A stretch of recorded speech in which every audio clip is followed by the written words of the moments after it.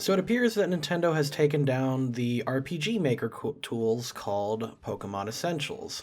Now, to most of you, this probably means nothing, and once again, I am a day late and a dollar short with any kind of thing that I talk about.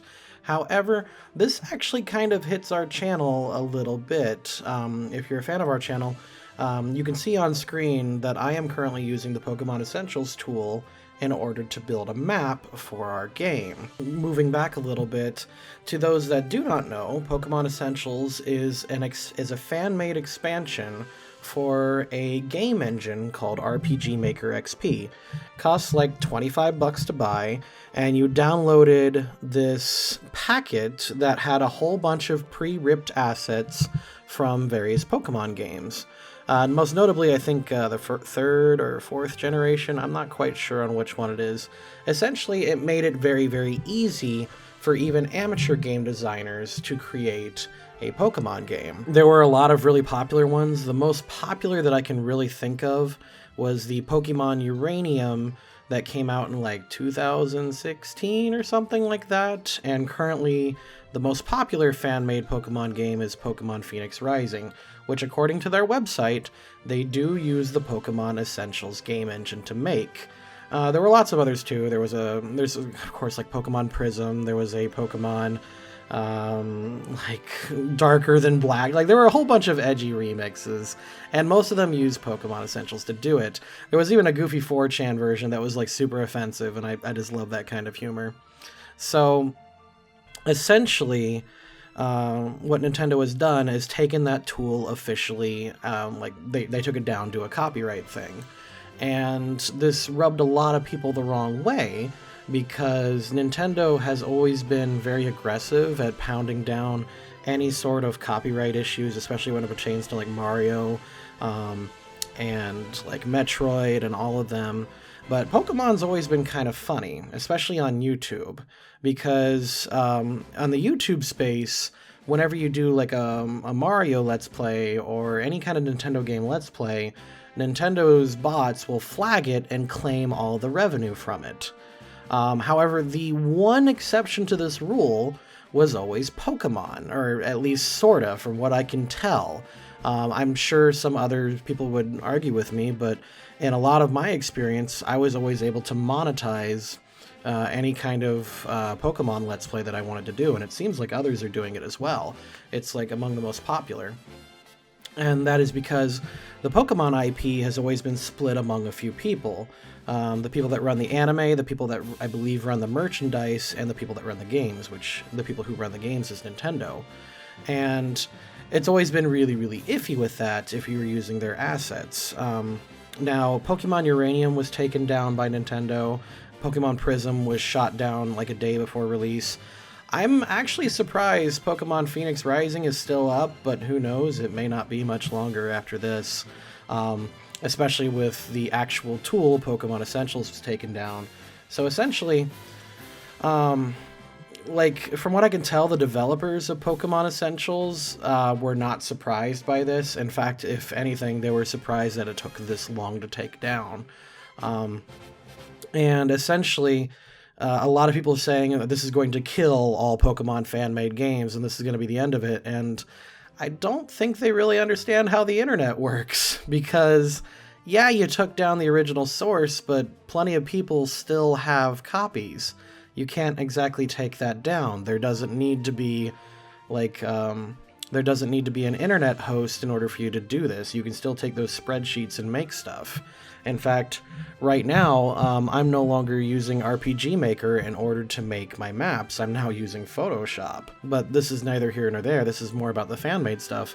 I think that other people will upload the Essentials thing, and like things will go on as normal, but this is a very, very strong move from Nintendo, because they're taking a very clear stance against Pokemon fan-made games. You're not welcome. So I don't know what to say about this. Nintendo, of course, owns the Pokemon franchise, especially with the video game thing, and they want to continue releasing and making money off of it. If you check Pokemon, the Pokemon IP license is the most valuable IP in the world, even outmatching Star Wars and pretty much everything Disney. So it's it's hard to see why this didn't even happen earlier. Now, a few of you are wondering, well, what does this mean for like all Pokemon projects? Well, it's hard to say. Personally, right now, I am not too worried for my own little Pokemon project. If you found this video somehow through something else, you can see me making maps for our channel, our Pokemon Tabletop TV, or our Pokemon Tabletop series, which what we do is we take very Pokemon-looking assets, we put it on a virtual game board, and we act it out kind of like Dungeons and Dragons, and we make a little story out of it. Now, we've currently got a lot of episodes, and we treat it almost like an anime, but it's a very, very unique project in that nothing Nintendo has ever done has been quite like that, unless you want to count it as an anime.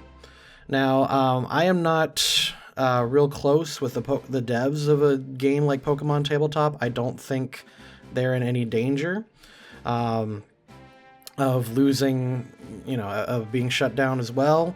Knowing what I know about them, I don't think they would do anything about it anyway. I think they would just move websites or keep the project quiet.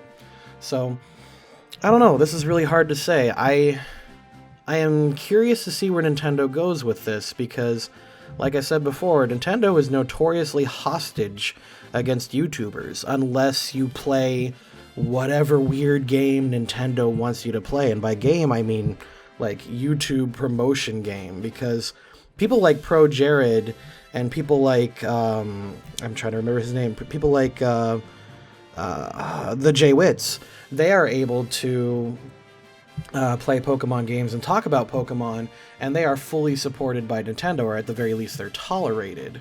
So, and that is because they signed very, very special contracts that let them play Nintendo games. So I'm hoping that if Nintendo does this, they could expand on that, and, even if they take a percentage of, like, project revenues, I'm sure most fans are willing to work with them. They only do this stuff for the love of the series.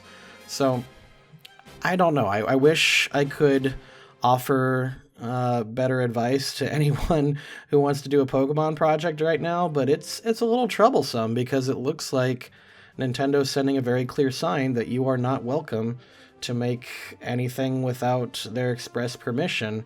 And I only know a couple people that have ever managed to do that. One immediate example that I can think of was this guy at a convention I met. He had these small glass balls that he used a laser cutter to cut out Pokemon shapes with, and then he would put them on a LED pedestal and it would make very interesting shapes.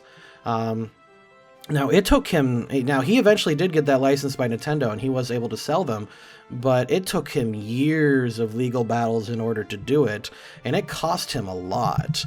And from what I understand, like, I don't know if he's still big or not. I don't know if they're still selling, but it's fascinating to watch. If you want any advice... Like, if you want to go make Pokemon games, legally speaking, you can't. That is breaking copyright, but then again, most YouTubers are, especially me. So, the Pokemon Essentials kit is still out there in the wild of the internet. You cannot take down everything fully.